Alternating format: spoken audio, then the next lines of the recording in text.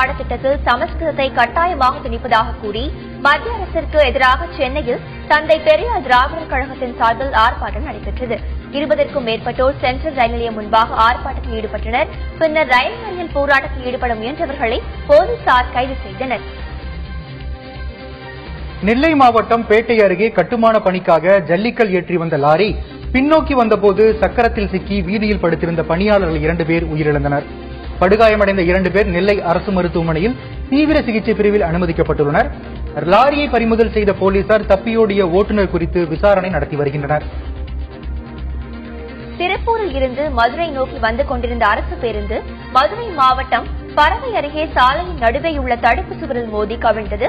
இந்த விபத்தில் 32 பேர் காயமடைந்தனர். பொதுமக்கள் உதவியுடன் அவர்கள் அருகில் உள்ள தனியார் மருத்துவமனையில் அனுமதிக்கப்பட்டனர். தகவல் அறிந்து வந்த சமயநல்லூர் போலீசார் கிரேன் உதவியுடன் பேருந்தை சாலையோரத்தில் நகர்த்தினர். விபத்தால் மதுரை திண்டுக்கல் தேசிய நெடுஞ்சாலையில் அரை மணி நேரம் போக்குவரத்து பாதிக்கப்பட்டது. கிருஷ்ணகிரி மாவட்டம் ஹோசூரில் உள்ள தனியார் பள்ளி மாணவர்கள் புதிய மென்பொருள் ஒன்றை உருவாக்கியுள்ளனர். ஆண்ட்ராய்டு செல்போனில் இயங்கும் இந்த மென்பொருள் வாக்களிக்கும் வசதி எளிமையாக்கப்பட்டுள்ளது. இதன் மூலம் நடத்தப்பட்ட மாதிரி வாக்குப்பதிவில் மாணவர்களும் ஆசிரியர்களும் ஆர்வமுடன் வாக்களித்தனர். திருப்பூரில் நொய்யல் ஆற்றை சீரமைத்து ஆக்கிரமிப்புகளை அகற்ற வேண்டும் என்று பொதுமக்கள் கோரிக்கை விடுத்துள்ளனர். தற்போது மழைக்காலம் என்பதால் ஆற்றில் தண்ணீர் திறந்துவிட வேண்டும் என்றும் மண்டி கிடக்கும் ஆகாய தாமரை செடிகளை அகற்றி ஆற்றங்கரையோரம் உள்ள ஆக்கிரமிப்புகளையும் அகற்ற வேண்டும் என்றும் வலியுறுத்தியுள்ளனர். நாமக்கல் நகரில் சாலையோரம் கொட்டப்படும் இறைச்சி கழிவுகளால் சுகாதார சீர்கேடு ஏற்பட்டுள்ளதாக பொதுமக்கள் அச்சம் தெரிவித்தனர்.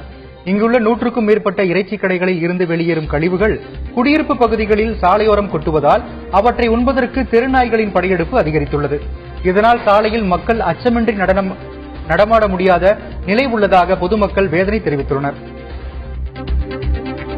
விழுப்புரம் மாவட்டத்தில் பல்வேறு இடங்களில் உள்ள ஏடிஎம் மையங்களில் நடைபெற்ற கொள்ளை தொடர்பாக இதுவரை 9 பேரை போலீசார் கைது செய்தனர். அவர்கள் அளித்த தகவலின் பேரில் வங்கி அதிகாரிகள் சிலரிடமும் விசாரணை நடத்த முடிவு செய்த தனிப்படை போலீசார் கேரளா விரைந்துள்ளனர்.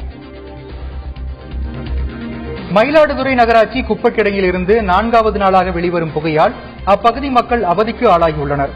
குப்பைகள் தீ வைத்து எரிக்கப்படாது எனவும் திடக்கழிவு மேலாண்மை முறையில் குப்பைகள் அகற்றப்படும் எனவும் கடந்த சில ஆண்டுகளுக்கு முன்பு மாவட்ட நிர்வாகம் தெரிவித்ததாக கூறிய அப்பகுதி மக்கள் மீண்டும் 3 நாட்களுக்கு முன்பு குப்பைகள் தீ வைத்து எரிக்கப்பட்டுள்ளதாக குற்றம் சாட்டுகின்றனர். புதுக்கோட்டை மாவட்டம் ஆலங்குடி அருகே உள்ள நார் தொழிற்சாலையில் ஏற்பட்ட தீ விபத்தில் 1 கோடி ரூபாய் மதிப்பிலான பொருட்கள் தீயில் கருகின.